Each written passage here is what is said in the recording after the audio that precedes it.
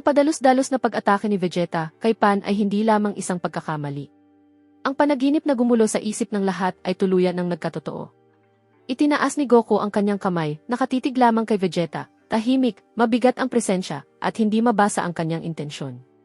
Nanginig ang puso ni Vegeta nang mapagtanto niya ang bigat ng sitwasyon, ngunit itinaas pa rin niya ang kanyang ulo, matatag ang boses sa kabila ng tensyon. Kung ikaw pa rin ang Kakarot na kilala ko, pigilan mo ang kapangyarihang iyan. Sumagot si Goku, naglakas loob kang saktan ang pamilya ko. Ngayon, malalaman mo ang kapalit ng katapangang iyan. Natigilan ang lahat sa paligid nila. Isang nakamamatay na katahimikan ang bumalot sa buong lugar. Biglang pinakawalan ni Goku ang isang napakalaking alon ng enerhiya, patungo kay Vegeta sa hindi kapanipaniwalang bilis, walang awang tumama rito. Ang enerhiya ay rumaga sa paitaas, tumago sa atmosfera, at sumabog sa kalawakan. Nyanig ng pag-ataking iyon ang buong planetang Earth. Nang humupa ang alikabok, napakalaki ng pagkabigla ng lahat. Balot si Vegeta ng dugo, hirap na hirap huminga. Ang mga kaibigan sa paligid nila ay nagtanong ng hindi makapaniwala. Paano hindi naiwasan ni Vegeta ang pag-ataking iyon? Ilang buwan siyang nagsanay sa ilalim ng pinakamalalakas na guro. Biglang sumingit ang isa pa, nakatuon ang tingin. Hindi iyon ang ikinagugulat ko. Hindi mo ba naramdaman? Bakit lumihis ang enerhiya patungo sa kalawakan? Ang ikatlo, litong-lito at takot, ito ba ang nakita natin sa panaginip? O ito ba talaga si Goku? Lumutang ang misteryo. Hindi malinaw ang intensyon ni Goku at nakatayo pa rin si Vegeta, naghihintay sa susunod na galaw.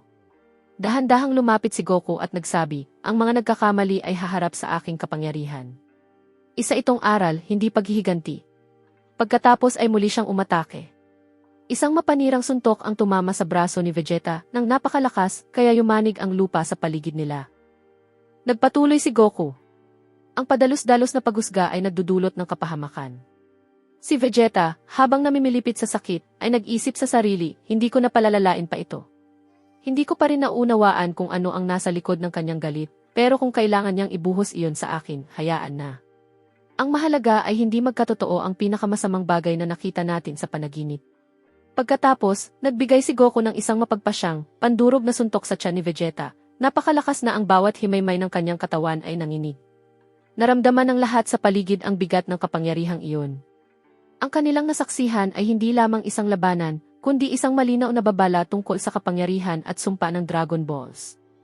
Napahot si Vegeta sa kanyang mga tuhod, habang saganang bumubuhos ang dugo mula sa kanyang katawan. Nanigas sa takot ang mga mukha ng lahat. Biglang humakbang ng matapang si Bulma, tumayo sa harap ng kalmadong si Goku. Mabilis ang tibok ng kanyang puso, nanginginig ang kanyang tinig, ngunit sumigaw siya, tama na, huwag mong gawin ito. Natigilan ang lahat. Desperadong sumigaw si Trunks, lumayo ka, Mom. Hindi natin alam ang intensyon niya. Hindi natin alam kung si Goku nga ba talaga ito. Nanatiling tahimik at hindi gumagalaw si Goku, ngunit ang puso ni Vegeta ay binaha ng mga alaala ng panaginip, mga pangitaing kumikislap sa isip niya ng kanyang asawa, walang kalaban-laban. Nilamon siya ng takot na maulit ang eksenang iyon. Sumigaw siya, lumayo ka. Pagkatapos ay huminga siya ng malalim at umatungal ng may nakakatakot na puwersa, isang kapangyarihang inipon niya sa loob ng maraming buwang pagsasanay sa pinakamabagsik na kondisyon. Isang kapangyarihang wala pang sinuman ang nakakita noon. Nyanig ang planeta, umabot sa kalawakan ang kanyang dagundong, pinuno ang hangin ng liwanag at init. Sa wakas ay lumitaw ang bagong transformasyon ni Vegeta. Ang transformasyong hinubog ng bakal na kalooban, bunga ng maraming buwang pagsasanay sa ilalim ng pinakamalakas na maharlikang guro. Natulala ang kanilang mga kaibigan. May ilang bumulong, ito ang tunay niyang kapangyarihan. Hindi natin ito kailanman nalaman. Mahigpit na kinuyom ni Vegeta ang kanyang mga kamao, at ang kanyang boses ay humiwa sa hangin. Sinusubukan kong pakalmahin ang lahat, para maunawaan ang nangyayari.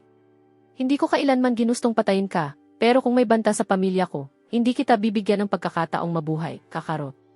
Kalmado at tahimik ang titig ni Goku. Biglang kumilos si Vegeta, pinakawalan ang isang malakas na tuhod na atake, patungo sa tiyan ni Goku. Bumalik ang puwersa ng tama ng napakalakas, dahilan upang yumanig ang lupa. Nagpalitan ng nagulat na tingin ang kanilang mga kaibigan. Ito ay isang antas na hindi pa nila kailanman nasaksihan mula sa kanya noon. Hindi ako urong. Kung ang landas na ito ay magtatapos sa pagkamatay ng isa sa atin, ananagutan ko ang kahihinatnan nito hanggang sa huli. Sa sumunod na sandali, sumugod si Goku at nagpakawala ng isang napakabilis na suntok na parang kidlat. Ngunit huminto ito. Nahuli ng isang kamay ni Vegeta ang kamao sa kalagitnaan ng hangin. Dahan-dahan niyang itinaas ang kanyang ulo at nagsalita ng may nagielong kalmado, "Mula ngayon, ako ang mangunguna sa laban na ito." Agad siyang gumanti ng isang direktang atake, pagkatapos ay isinugod ang kanyang kamao, patungo sa noo ni Goku, tinamaan ang misteryosong marka sa gitna nito. Biglang sumabog ang isang kislap ng kidlat. Isang marahas na pagkabigla ang dumaloy sa braso ni Vegeta, dahilan upang mapaatras siya. Hindi sumigaw si Goku at hindi rin umatras. Mahina lamang niyang sinabi, "Vegeta, kung tunay akong kaaway mo, nagwakas na sana ang planetang ito bago mo pa naitaas ang iyong kamay." Natigilan si Vegeta at bago pa siya makasagot, naglaho si Goku. Walang bakas ng pag-atake, walang pagsabog ng enerhiya. Bigla siyang muling lumitaw sa itaas ng atmosfera. Nayanig ang kanilang mga kaibigan. Isa sa kanila ang nagsabi ng hindi makapaniwala, imposibleng ipaliwanag ang nasaksihan natin. Malinaw na may sumpang dumadapo kay Dad. At gayon man, ang mga kilos niya ay hindi ganap na masama. Ang pagsugod niya kay Vegeta ay tila bulag na galit, hindi isang layuning pumatay. Isang mabigat na katahimikan ang bumagsak.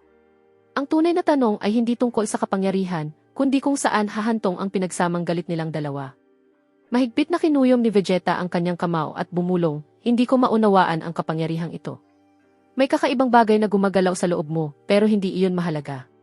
Kailangan ko itong wakasan ngayon." Sa isang iglap, pumaimbulog si Vegeta paitaas sa bilis na nagpabasag sa hangin, sa kamarahas na sumalpok sa tiyan ni Goku. Dumagundong ang impact. Isang marahas na lindol ang yumayanig sa buong planeta. Nayanig ang lupa at tumigil ang lahat sa isang segundo. Dahan-dahang itinaas ni Goku ang kanyang ulo, kalmado ang tinig ngunit punang pinipigilang galit. "Kung nakikita mo akong banta, Vegeta, tandaan mong ako pa rin ang pumipili kung saan tatama ang aking mga suntok." Natigilan si Vegeta sa mga salitang iyon. Pagkatapos ay malamig at matatag niyang sinabi, "At hindi ako maghihintay hanggang mapatunayan ng kutob ko na tama ito." Pagkatapos, sumiklab ang sagupaan, sunod-sunod na banggaan sa kalawakan, mga suntok na hindi makita, mga bilis na lampas sa kayang maunawaan, mga kislap ng enerhiya, at mga shockwave na nilalamon ang kawalan, na para bang ang mismong universo ay dinudurog sa pagitan ng kanilang mga kamao. Sa ibaba, nanonood ang kanilang mga kaibigan na maputla ang mga mukha, takot, paghanga, at pag-asa, lahat ng damdamin ay magkakahalo. At sa isang malayong lugar, sa isang kakaibang planeta, biglang huminto ang isang babae nang maramdaman niya ang pagyanig. Mabigat ngunit kalmado niyang sinabi. Kaya sa wakas, pinakawalan na niya ang kapangyarihang iyon. Ang itinuro ko sa kanya ay sapat upang wasakin ang Universe 7. Kailangang ipaalam ito kay Whis bago mauwi sa ganap na paglipol ang alitan. Sa planeta ni Beerus, umandar ang alarma. Napagtanto ni Whis na ang nangyayari sa Earth ay lumampas na sa puntong kayang kontrolin. Kasabay nito, nagising si Beerus. Nanigas ang kanyang katawan, hindi pantay ang kanyang paghinga, na para bang may humila sa kanya mula sa isang mabigat na bangungot. Nag-aalalang sinabi ni Whis, "Huwag mong sabihin, nakita mo rin ito sa panaginip, Lord Beerus." Hindi agad sumagot si Beerus. Isang tingin lamang ang ibinigay niya, isang tinging nagsabi ng lahat. "Kumilos ka. Ngayon na, Whis. Kapag nagpatuloy ito, babagsak tayong lahat." Sa kalawakan, pansamantalang tumigil ang labanan at isang mabigat na katahimikan ang bumalot sa buong paligid. May napansin si Vegeta na kakaiba. Ang mga bolang sumabog mula sa bahay ni Bulma ay nagtitipon sa paligid ni Goku, bumubuo ng isang misteryosong hadlang. Ngunit maingat niya itong binilang. 6 na bola lamang, hindi 7. Ang pagkakaibang iyon ay gumulat sa kanya, dahilan upang mabilis na magkarera ang kanyang mga isipin. Ito marahil ang kanyang kahinaan. Mahigpit na kinuyom ni Vegeta ang kanyang kamao, habang ang mga alon ng enerhiya ay lumalawak sa paligid niya, dumidiin sa abot tanaw, pinagniningas ang hangin, at pinakikislap ang mga bituin dahil sa tindi ng kanyang pinakakawalang puwersa. Sa Earth, isa sa kanilang mga kaibigan ang nagsabi ng may pagkabigla, "Imposible, wawasakin ito ang ating planeta." Baka nagpasya na siyang wakasan ang alitan sa iisang suntok, pero mukhang matatag si Dad. Ano ang binabalak niya? Sa mismong sandaling iyon, biglang naglaho si Vegeta at muling lumitaw sa likuran ni Goku. Nakatuon at hindi inaasahan ang kanyang pag-atake. Isang marahas na alon ng enerhiya ang direktang tumama mula sa likuran. Nyanig ng pagsabog ang mismong kalawakan, at ang natitirang 6 na bola ay bumangga sa pagsabog at nadurog. Isang tumitibok na liwanag ang humagip sa Earth at umabot ang pagyanig sa lahat ng nanonood. Hindi gumalaw si Goku. Malubhang nasugatan ang kanyang likuran, at ang mga bolang nasa likod niya ay biglang naglaho na para bang hindi kailanman umiral ang mga iyon. Pagkatapos may kakaibang nangyari. Nagsimulang magbago ang katawan ni Vegeta. Napuno ng kumikislap na mga ugat ang kanyang balat. Nagliyab ang kanyang mga mata sa isang hindi pamilyar na enerhiya. Ang kanyang sigaw, na maihalong kapangyarihan at sakit, ay humagip sa kalawakan na para bang may bago siyang nakakamit mula sa pagkabigla ng pag-ataking iyon. Sa loob lamang ng ilang segundo, nawala ang transformasyon ni Vegeta at bumagsak siya, nawalan ng malay nang hindi man lang siya nahawakan ni Goku. Isang nakakatakot na katahimikan ang bumalot sa lugar. Isang kasamahan ang napasinghap at nagsabi, ang pakikipaglaban kay Goku, mukhang lalo lamang pinapalala ang sakuna imbes na ayusin ito. Ang mga kilos niya ay hindi nagpapakita ng kasamaan, pero may isang bagay na nakatago, isang misteryong hindi natin maunawaan, at marahil ang sumpang ito ay nakaapekto na rin kay Vegeta. Biglang nangyari ang isang hindi inaasahan ng lahat. Nagsimulang magbitak ang lupa. Lumitaw ang mga ugat na parang mga bitak na sumasalamin sa nangyari sa katawan ni Goku. Ilang sandali lang ang nakalipas, kumalat sa buong lupa, kabundukan at mga kalsada. Nagbago ang kalangitan, nagliwanag sa isang mapanglaw na kulay, isang tint na hindi pa kailanman nakita ng mata ng tao. Ang hangin ay napuno ng kakaibang panginginig na nagpapanginig sa lahat. At ang pinakagulat sa lahat, hindi ito huminto sa planetang Earth. Naramdaman ng Universe 7 ang pagyanig. Ang sumpa ay unti-unting kumakalat, nag-iiwan ng marka sa kalawakan, at maging ang mga bituin ay tila naapektuhan. Sa isang malayong planeta, patuloy na nagmamasid ang misteryosang babae, ang kanyang ekspresyon ay walang pahiwatig ng magandang mangyayari. Nagpadala siya ng agarang babala. Makialam ka agad. Nagsimula ng kumalat ang sumpa. Hindi ligtas ang Universe 6, ang kambal na universo. Sa kalawakan, sa wakas ay lumitaw si Whis kasama si Beerus, kapwa na pagtanto na ang nangyari ay hindi lamang isang personal na alitan, kundi isang banta sa buong pag-iral. Biglang natigilan si Whis, lumaki ang kanyang mga mata sa isang bihirang pagkagulat. Direkta niyang tinitigan ang noo ni Goku at siya ay natigilan. Ang orbing dati ay wala ng isang bituin. 4 na bituin na ngayon ang dahan-dahang kumikislap.